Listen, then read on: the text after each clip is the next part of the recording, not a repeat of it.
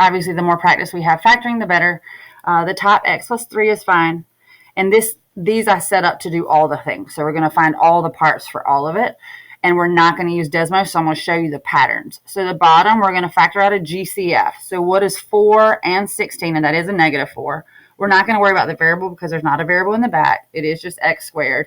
It is not a subtraction, so you can't do square roots because otherwise it looks like we could do the square root and do differences of squares, but it's addition. So I'm going to pull out a -4. And that's going to make this -4. And the reason you're pulling out a -4 versus a +4 is because as often as possible, if you can keep your A value or that number in the front positive, it opens up your possibilities for factoring and such. Because now this is a difference of squares. Like I didn't choose super simple ones. That -4 does matter. So it's going to be x minus 2. And x plus 2, because we're taking the square root of the x squared and we're taking the square root of the 4. And every time you take a square root, you do have two answers, and that's the positive and the negative. So now my numerator is x plus 3. My denominator is -4x minus 2x plus 2. Wholes. So ideally at this point you would decide if you can cancel anything out. So from your fraction or your rational equation, there is nothing to cancel out, so there are no wholes. Your wholes are only the x values from canceled out factors. So if I canceled or crossed something out, that would be wholes. So wholes are crossed out stuff. Y value is going to, at the whole is when you take that x value and plug it back into your equation and solve. So looking for a coordinate, because just an x value for your whole is not telling you where it is on the graph. And think about wholes, like if you think back to piecewise functions where you talked about holes, or like they're pit holes, like if you're running around the track and there's a big hole in the track, you can't stand there. That number will not work. So it is all the excluded values that you crossed out only. And then you have to solve for the y so you can actually find the location on the graph. Vertical asymptotes, so x values remaining in the factors in the denominators. So if I was to solve these three, because nothing crossed out, so our vertical asymptotes is going to be x minus 2 equals 0 and solve it. X plus 2 equals 0. Just to make sure, this is just my opinion, I always tell people to write this guy equal to 0 in case it has an x in it, because then it does solve. In this case, it does not solve because there's no way to turn -4 into 0, so it's not of conversation that matters. So our vertical asymptotes, we're going to move that over by inverse, that over by inverse. Make sure there's not a number in front of the x, because you guys will jump. And I was looking at your ed puzzles along the way, and most of you did not. But if there's a 2 in front of this x or a 3 in front of this x, your answer is not -2, +2. You have to solve it. We just get used to seeing the basics where it's very easy to just, without solving, you know that x minus 2 is going to give me a +2. But in your brain, you're solving, you're just jumping faster than writing it down. So be careful. Make sure you think about x minus 2 equals 0 and solve for x, or get x by itself. So that's your vertical asymptote. X-intercepts are the x's remaining in the numerator. So again, nothing crossed out. So it's if there had been more than one. So your x-intercept is going to take the numerator, set it equal to 0.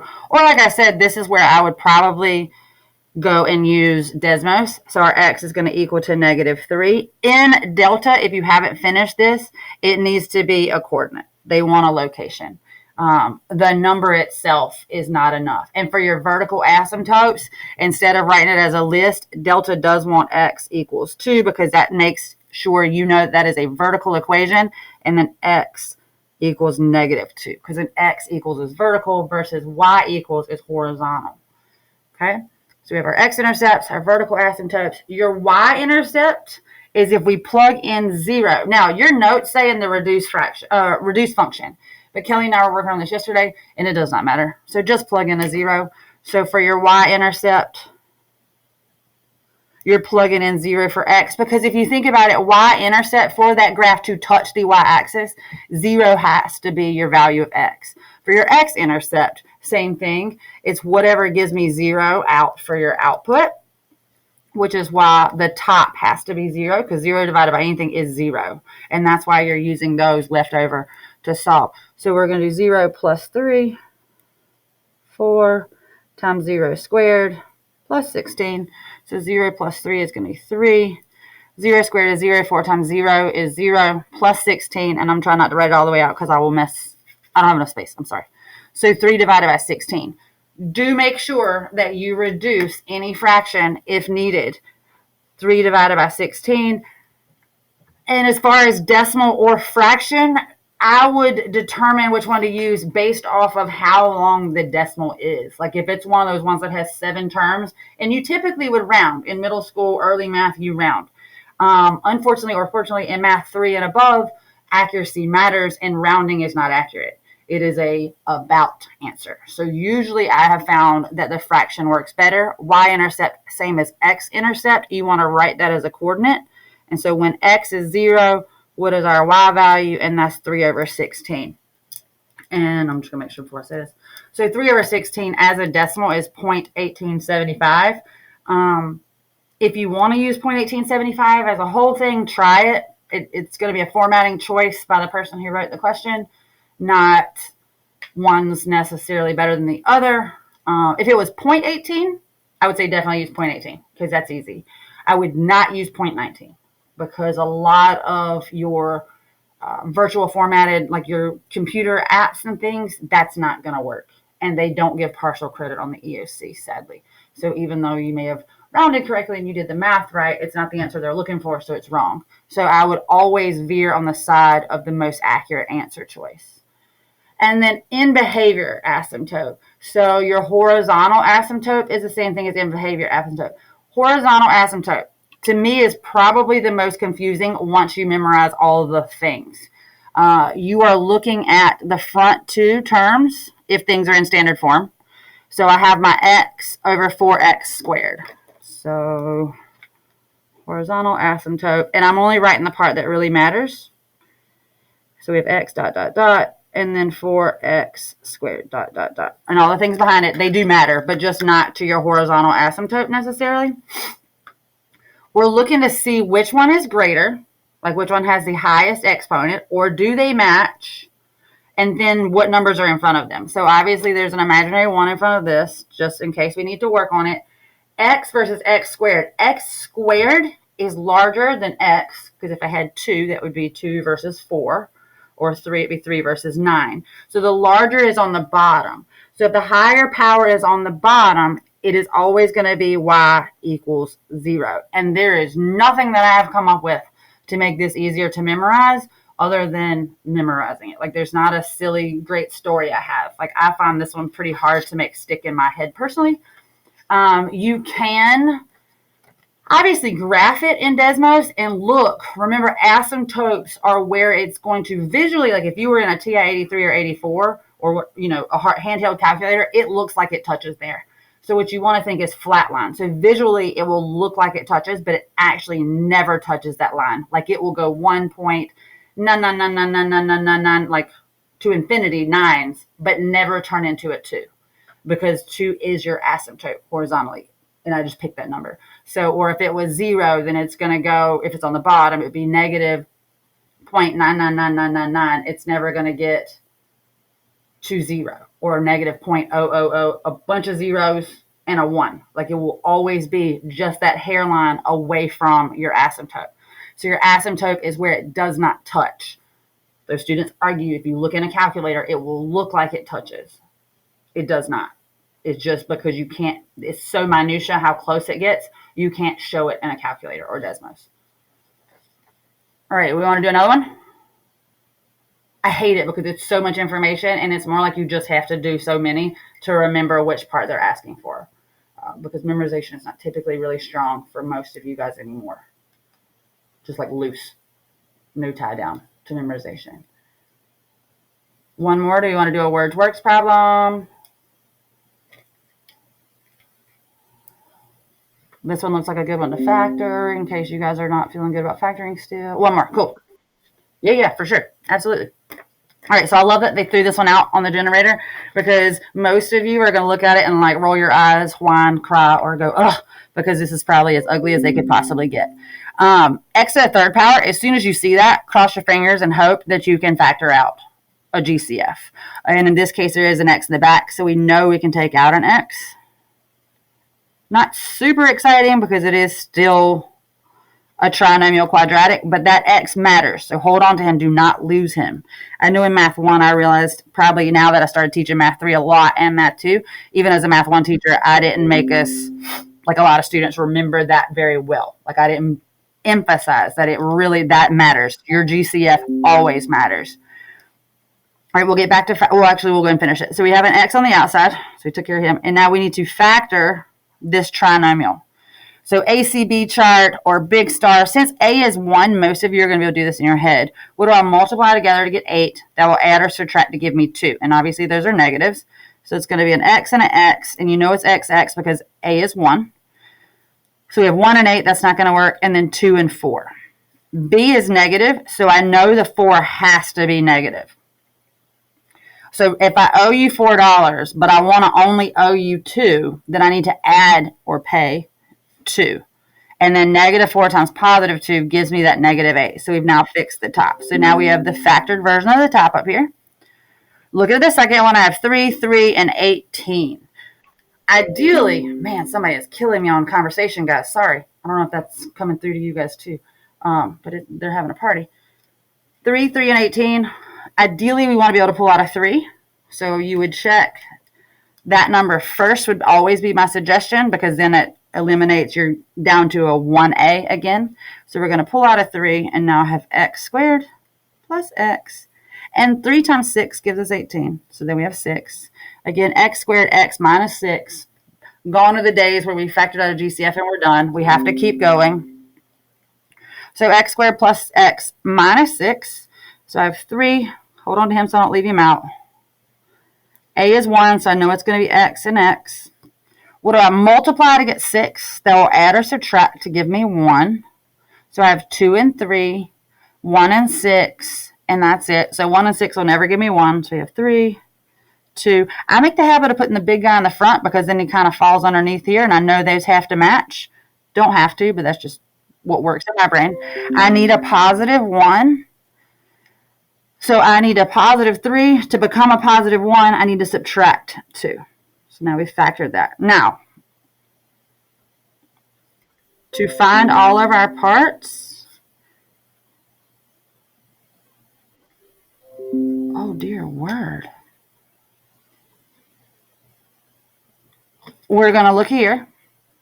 So our vertical asymptotes, so again, we'll check holes. Can we cross anything out? Be careful, these are not the same. Don't undo your math work, you did it right. So there are no holes for this one.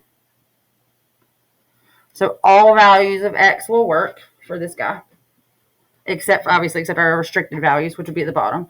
But as far as the top, there's no actual holes in the middle of our graph. Our y value of that hole, if there had been a value, we're going to plug it in for x and get the coordinate for the y.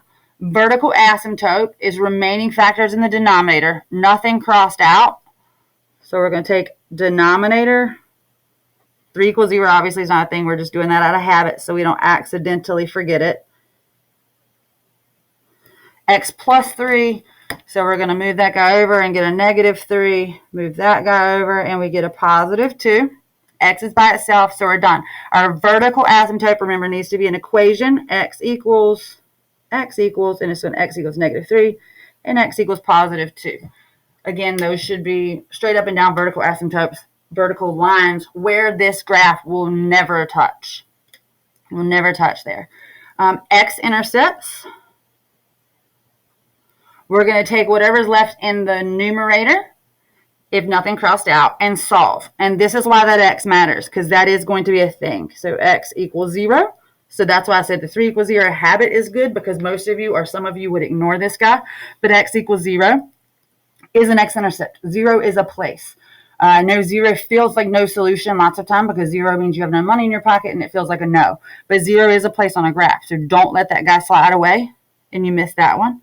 So x minus 4 equals 0, and then x plus 2 equals 0. And we're going to solve for that x value. So it's going to be positive 4, negative 2.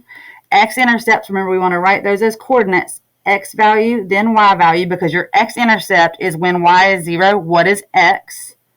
So negative 2, 0. So when y is 0 for this graph, 4, 0, negative 2, 0, and look, I almost did it too. And also at the origin, because when y is 0, x is also 0 for that guy. So be careful. And I guess I say be careful because I know that I overlook it quickly because it is too simple and you don't deal with it, I guess, enough. Don't have to work on him enough. Y-intercept is going to be plug in the zeros in here. So y-intercept. So I'm going to do 0 cubed minus 2 times 0 squared minus 8 times 0 all over 3 times 0 squared plus 3 times 0 minus 18. Truly, I would use Desmos to do this, not necessarily do this algebraically, because again, the days of calculator inactive are gone. We don't have to do that pain. 0 times itself is 0. Negative 2 times 0 is going to give me 0. Negative 8 times 0 is going to give me 0. So I have a 0 on the top. So it doesn't really matter what's on the bottom. It would be, in this case, a negative 18. But my y-intercept is going to be at 0. So when x is 0, y is 0. Y-intercept. And last but not least, a horizontal asymptote. So again, looking at our first two terms, because that's all that really matters to this portion of the conversation. The rest of it matters to everything else. We have x to the third and x squared on the bottom. So the largest is on top again. The largest is on top, not again. So the largest is on top. That means there is no horizontal asymptote because the big guy's on top, no horizontal asymptote. And I'm just writing HA to save space.